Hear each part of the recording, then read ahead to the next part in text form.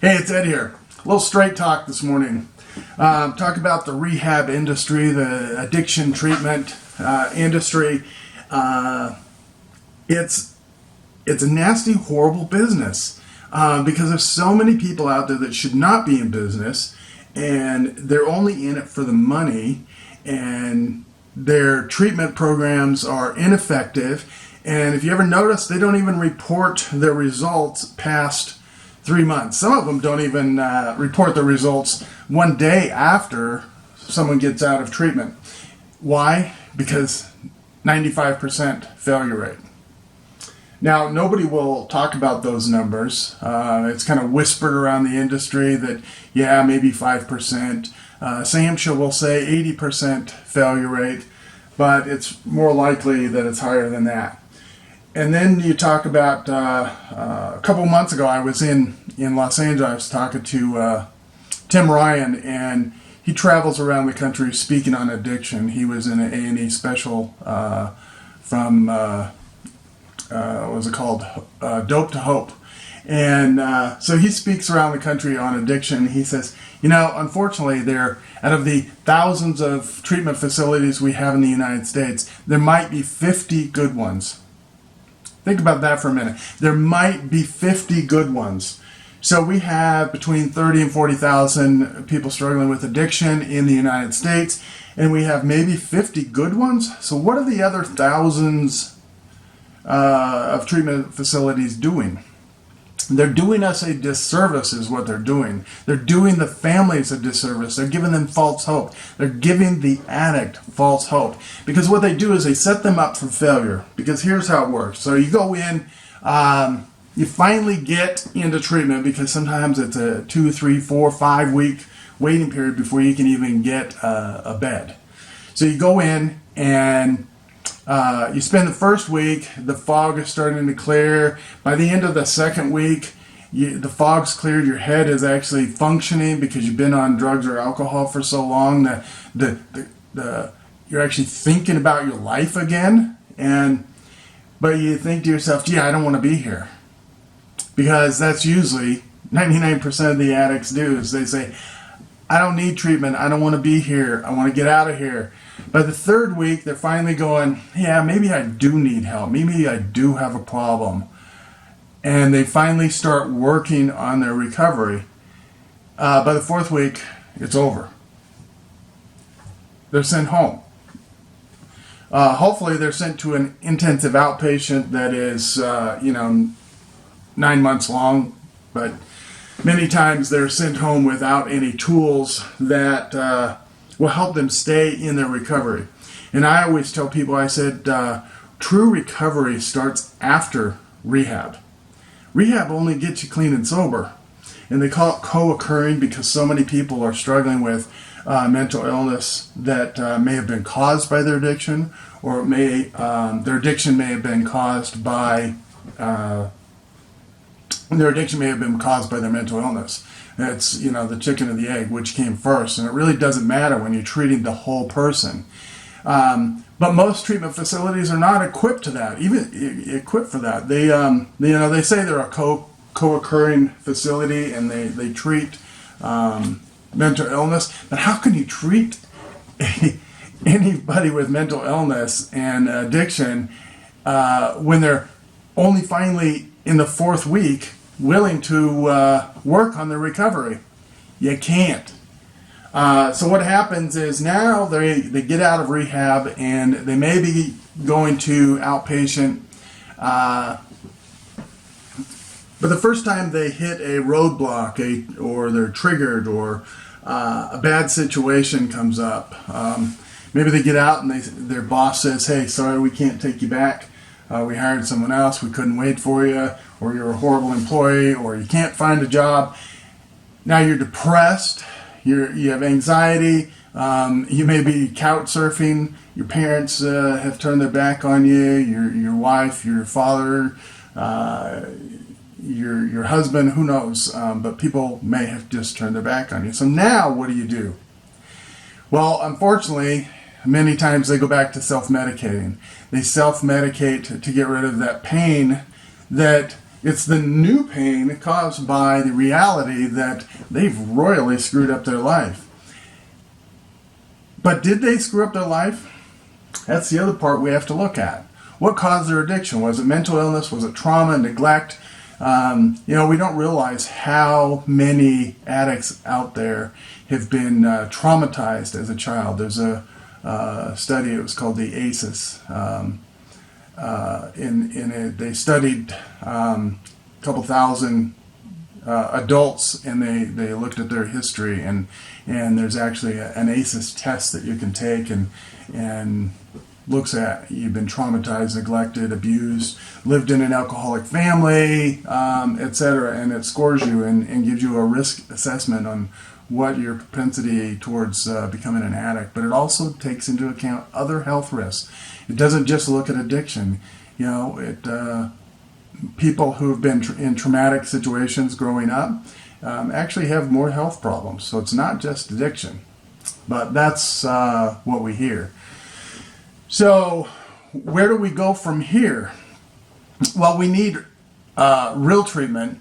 There's a young man that was in a treatment facility recently. He was in there for 28 days. And just like I said, for the first 2 weeks he was in a fog. Second week he started to come out of it, didn't want to be there. Fourth week he actually started to think, geez, maybe I really do need help. He said during the meetings, 8 out of 10 of the people in the meeting were nodding off because they put them on methadone. So how much value do you think they're getting out of that treatment if they're on methadone and they're nodding off during the group sessions, or probably even in their individual sessions? Well, he chose not to, but he did get high a couple of times while he was in treatment. And they do UAs. They test for drugs while you're in there. So if he got high a couple of times while he was in there, why didn't they detect it? Maybe it's because they don't care.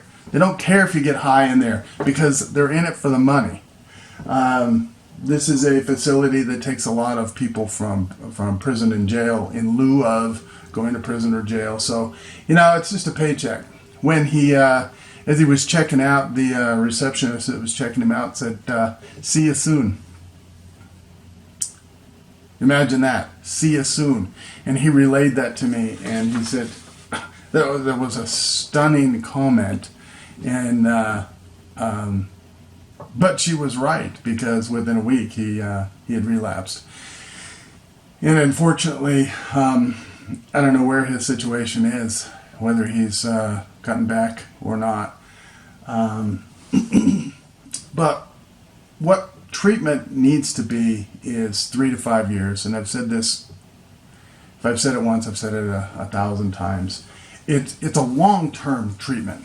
So you got your brain that is scrambled, that because of mental illness, addiction, trauma, the lifestyle that you lead during your addiction, your brain is not your own. Now they say that, a lot of people say, well, why don't you just stop? Well, is an addiction a choice? In the beginning, maybe. But once, you get into a place where your brain is controlled by the addiction, by whatever chemical you're using, whether it's heroin, oxy, meth, alcohol, that is what has hijacked your brain. You are no longer in control of your life. Your addiction is in control of your life.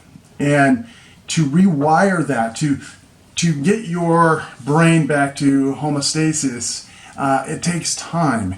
It may take 6 months before you're actually like, geez, man, I think I got a handle on this. I think that I'm going to make it this time. And, but it takes about 3 to 5 years before your brain completely rewires itself and you're triggered by all of those events. And every time you drive by a liquor store, you go, oh my God. I've been in AA meetings where they say people can't even walk down the aisle in a grocery store that has beer in it because it triggers them. And so Imagine that. Everything that you see triggers you. Have you ever seen the movie with Julia Roberts? Ben is back. He's driving down the road with his mom, and he's going, "Oh my God, that house I did this, that house I did that. Oh, I robbed that house." So he's recounting all of these horrible things that he did for drugs. And you got the feeling that he was only telling half of the story. So all of those triggers hit you. The guilt, the shame of everything that you did in your addiction comes flooding back. And it's overwhelming. So you put someone in a 28-day program, you don't give them the tools, you send them out in the cold, cruel world. What do you think is going to happen? It's like cancer. Cancer doesn't cure itself. You know, you have to have proper treatment. Addiction doesn't cure itself. You have to have proper treatment, long-term treatment.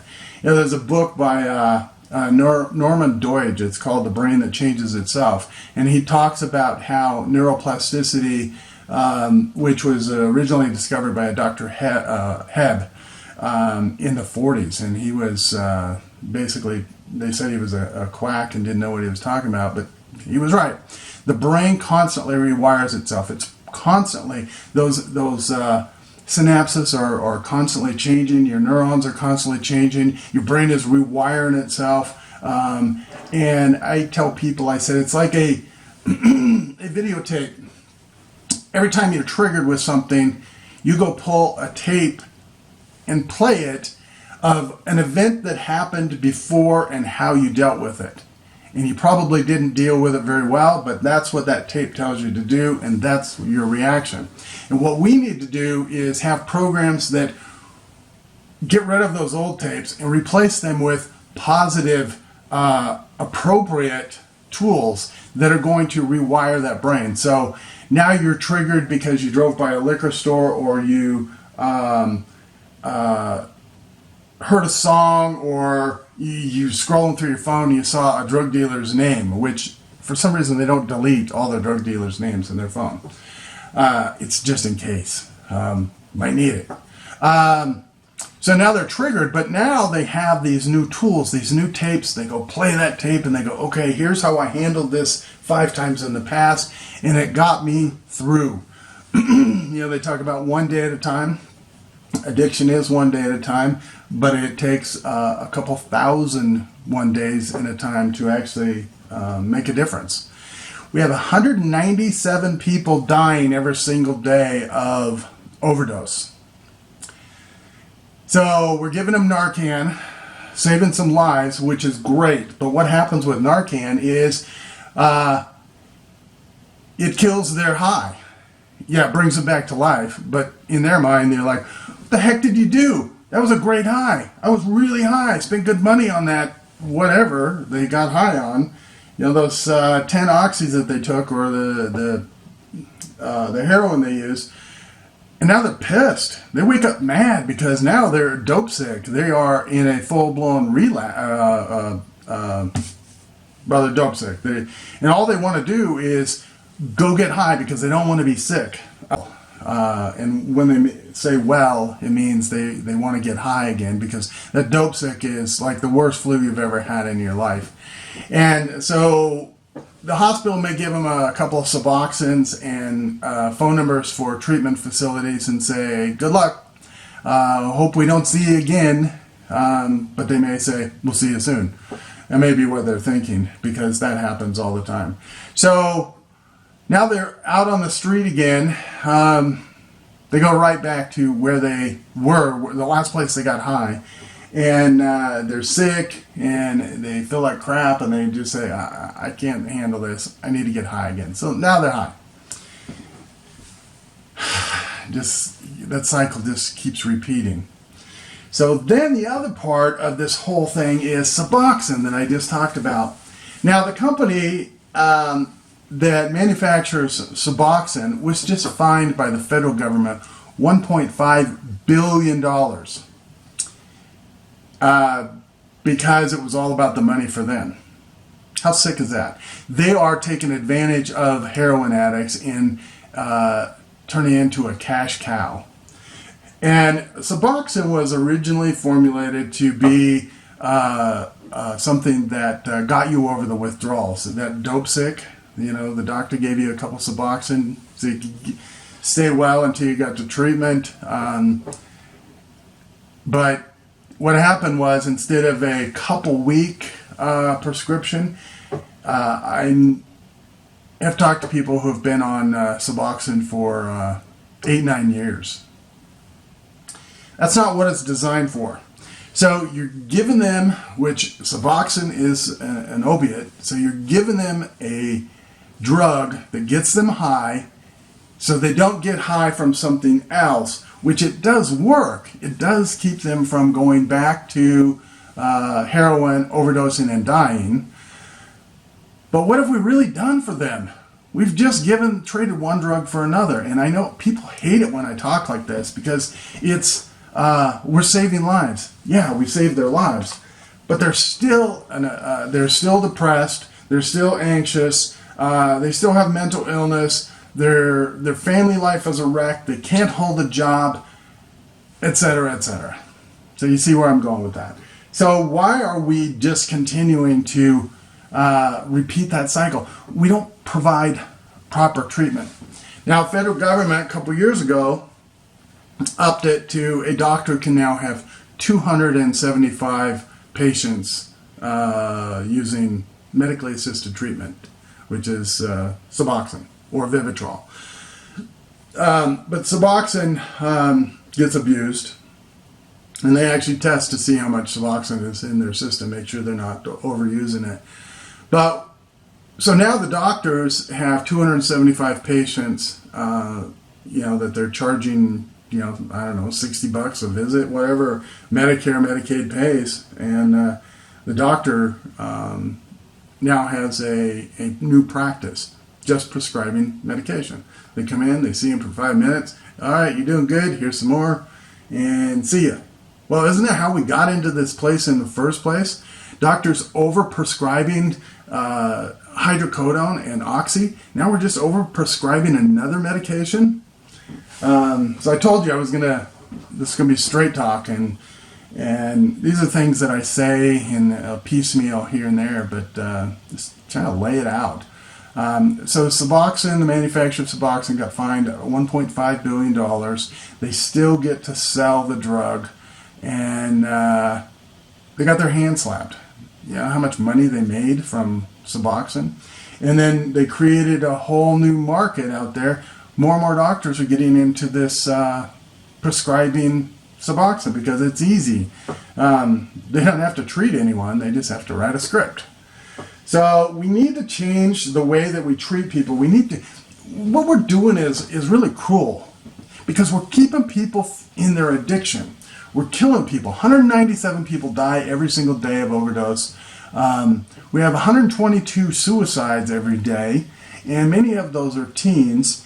And now we got teens that are vaping THC.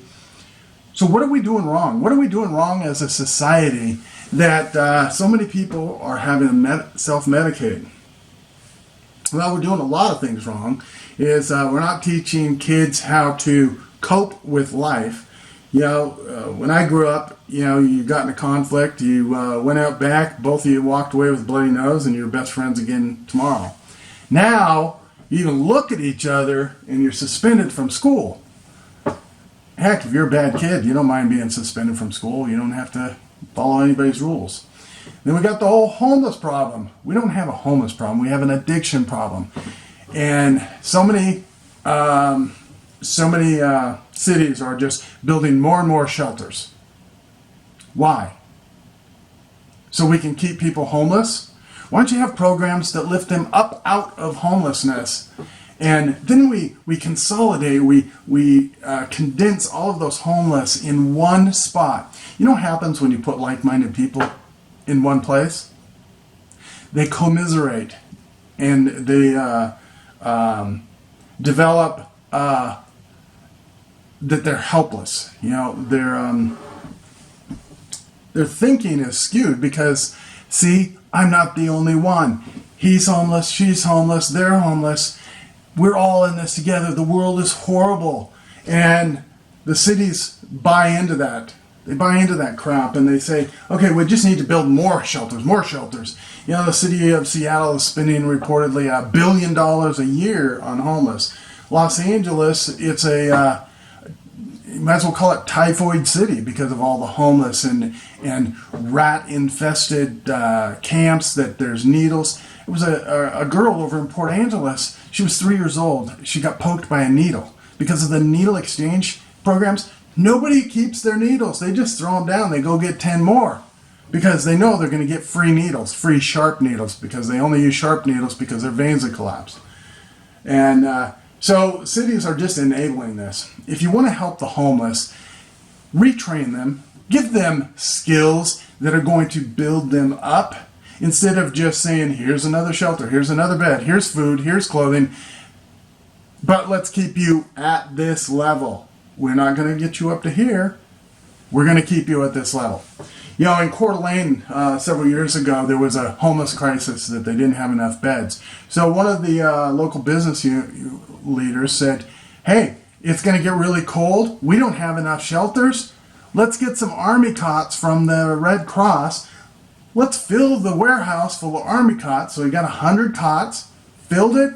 And as soon as the cold snap was done and temperatures got above 30, they shut it down. Guess what? I got a message from someone today on Facebook said that they benefited from that program right there because it didn't enable them. Now they're out of their addiction. They're out of homelessness. They're living a healthy life. Now they're part of the Union Gospel Mission and doing great. So, keeping people in homelessness is cruel punishment because you're keeping them in their addiction. You're surrounding them with other people who are struggling just like they are. And I'm sorry this is a long rant, but I just this is just straight talk. But they're keeping people in their addiction, and that is cruel. You ever talk to an addict and say, do you like being in your addiction? No, it's hell on earth. Because their life exists on finding a place to sleep, finding money to buy drugs, and getting high. Rinse and repeat. That's their whole life. Would you like that to be your life? Why don't we do something that gets them out of this hole that they're in? Instead of just saying, hey, that hole is pretty dark. Yeah, boy, I'm sorry that you're in that hole. Why don't we give them a ladder to get them out of that hole? Or better yet, we go down there in that hole and we get them out of that hole and say, hey, here's what you need to do to get out of that hole. We're going to help you get out of that hole. We're going to give you a place to sleep that's warm and dry. We're going to give you education. We're going to give you the tools to cure your addiction. Well, you can't cure addiction, but we're going to treat your addiction. So now you've given them warm and dry. You've given them treatment, proper treatment for their addiction and their mental illness. Now you've given them training, job skills, and social skills, because if they've been on the street for a long time, they don't know how to deal with people, because you've been exposed to that when they cuss you out because you looked at them wrong or you didn't look at them. So we need to give them those skills that are going to get them up. So I call it, get them warm and dry, give them job skills. Now we've given them hope, meaning, and purpose. And until we give them those things, we're never going to solve this problem.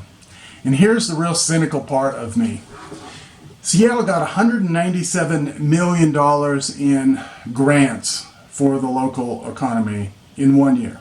$197 million poured into that economy from grants. That's money that came from you and I, the taxpayer. So that money is a lot of money to a city, even a city the size of Seattle. So that feeds their economy. It gets people elected. It keeps all the nonprofits going. Do we need all these nonprofits? Do we need a nonprofit on every corner? We have more nonprofits than we can utilize. because one pops up here, they do this service, and they're all overlapping. How about we create technology that actually solves a problem? Yeah, software. We all have one of these.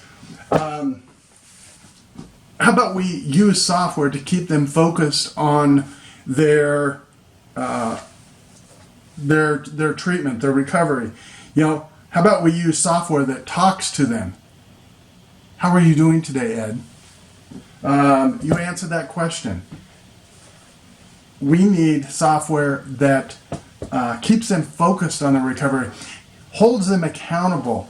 This software right here, it actually is connected to a counselor, a doctor, social worker, so that everything that person does with this software is captured. If their mood changes, if they're triggered, if they're struggling, they need resources, we can push out information to that person based on their needs that they record in here. So imagine the homeless person using this software and saying, I can't find a shelter. Now we can push out, here's a shelter. I can't find treatment. Now we can push out multiple times a day. Instead of handing out a piece of paper, we can push out what they need. But instead we hand out pieces of paper, we lock them up, we put them in jail, we let them, in Seattle you can have 3 grams of heroin without getting arrested, so we're enabling them. Here's the worst part, we're either enabling them or we're putting them in prison. How about we do something different? How about we give them treatment? We give them hope, meaning, and purpose. We give them opportunities. We train them. We talk about the housing crisis. I was in the building industry, and we couldn't find enough contractors to build houses.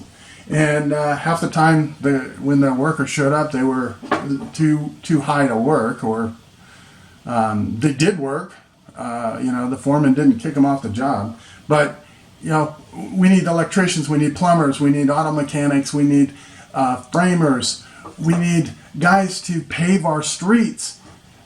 We need every kind of trade that you can imagine. But yet we get student loans, for $200,000 to go get a degree in, foreign relations. That's going to take you far. So we need to start giving people skills that are usable.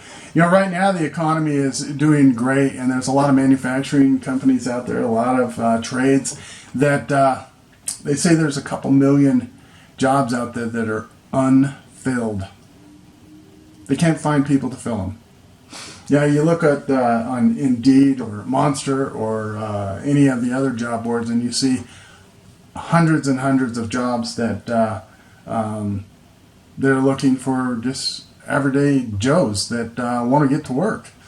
So, this has been a long rant, but hopefully there's a lot of good information in here. We need to change our system. We need to use the tools that we have. We use Facebook and Instagram and Twitter, and is that helping anyone? So let's use those type of tools, like the one I showed you here, for good. Something that can actually help people who are struggling, bring families together. Our tagline for our company is transform lives and families, because one addict creates multiple addicts. One addict can traumatize an entire family, especially alcoholics. Many of them get violent, with marijuana and heroin, and that they usually don't get violent, but sometimes they do. But then you got meth. Meth is the new drug. So that's growing fast because it's really cheap, and it's being imported from every country. China, Taiwan, Mexico is huge. Heroin, oxy, fentanyl, carfentanil, marijuana's coming across the border, and we just don't know how to stop it. But we need to address the need. Why are people needing to self-medicate? If we can figure out how to stop people from self-medicating, cut off the demand, the supply will take care of itself. It's Economics 101. Well, I think that's it. So have a great day. Talk to you soon.